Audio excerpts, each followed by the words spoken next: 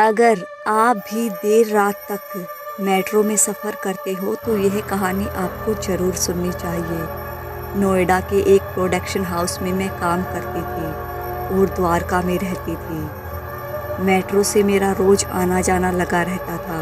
कभी कभार काम के चलते देर हो जाया करती थी। किसी प्रोजेक्ट के काम से मुझे संडे को भी ऑफिस जाना पड़ा। उस दिन काफ़ी सारा स्टाफ रुका हुआ था। काम ख़त्म होने के बाद जब मैंने टाइम देखा तो मुझे पता चला कि अभी मैं एक आखिरी मेट्रो ही पकड़ सकती हूँ। दफ्तर वालों ने मुझे कहा कि हम तुझे मेट्रो तक छोड़ देते हैं, फिर तू निकल जाना। मेट्रो स्टेशन पहुंचकर मैंने चेक इन करवाई और भागते भागते प्लेटफॉर्म तक आ पहुँची।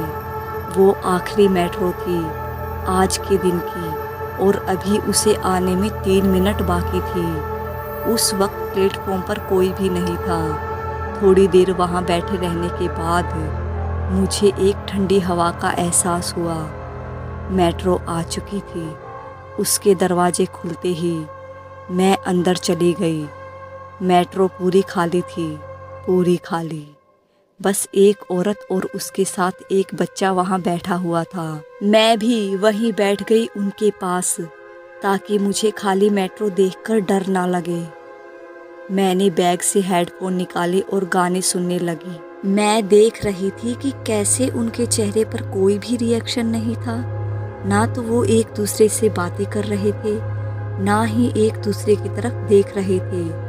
अगला स्टेशन आया और मेट्रो के रुकते ही उनकी नज़र गेट पर थी, जैसे उन्हें किसी का इंतज़ार हो कि कोई यहाँ से चढ़ेगा।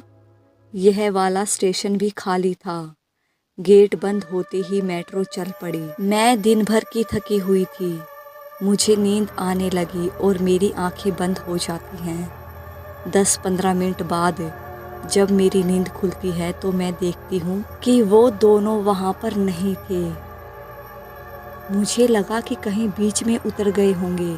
उसके बाद मैं जैसे ही अपनी बाएं तरफ देखती हूँ तो वो दोनों, वो औरत और उसका बच्चा मेरे बिल्कुल पास बैठे हुए थे, बिल्कुल पास। फिर वो दोनों मुझे देखकर हंसने लग जाते हैं। तभी मैं अपनी जगह से खड़ी होकर भागने लगती हूँ। मैं सबसे आगे वाले कोच में पहुँचकर देखती हूँ तो वहाँ पर एक स्टेशन आ चुका था।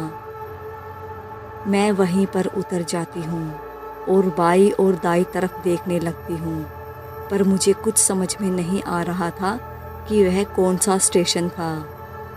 मैं सीधा एग्जिट गेट की तरफ भागती हूँ, क्योंकि मेट्रो स्टेशन पर कोई भी मुझे दिखाई नहीं दिया था जिससे कि मैं मदद मांगती। एग्जिट गेट से बाहर आने के बाद मुझे पता चलता है कि घर अभी थोड़ी दूर और है। मैं 2 स्टेशन पहले ही उतर गई थी। मुझे वहाँ कोई नज़र नहीं आता। तभी मुझे पीछे से कोई आवाज़ आती है। वहाँ पर वही औरत और उसका बच्चा दोनों खड़े हुए थे, जिनके हाथ में चाकू था और उस चाकू पर बहुत सारा खून लगा हुआ था। उस चाकू के ऊपर खून काफ़ी काला और पुराना था, जिसे देखने के बाद मैं वहीं पर बेहोश हो जाती हूँ। फिर मुझे होश काफ़ी समय बाद आता है।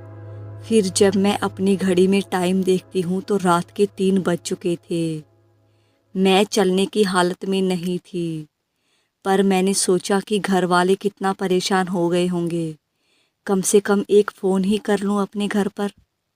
फिर मैंने बाद में अपना हाथ बैग में डाला फ़ोन निकालने के लिए, लेकिन मेरा फ़ोन वहाँ नहीं था। फिर मैं धीरे धीरे आगे बढ़ती हूँ और थोड़ी दूरी पर मुझे एक बस स्टॉप दिखाई देता है। सामने से मुझे एक टैक्सी वाला दिखता है। मैं उसे रोक के घर का पता बताती हूँ और बैठ जाती हूँ। फिर जब टैक्सी मेट्रो स्टेशन की पार्किंग से गुजर रही थी तब मुझे वहाँ वही दोनों माँ और बेटे दिखते हैं और उनके चेहरे पर वही खौफनाक हंसी। हेलो फ्रेंड्स, कहानी कैसी लगी है कमेंट करके ज़रूर बताइएगा। कहानी अगर अच्छी लगी हो और आप इस चैनल पे नए आए हो तो चैनल को सब्सक्राइब, वीडियो को लाइक शेयर ज़रूर कर दीजिएगा।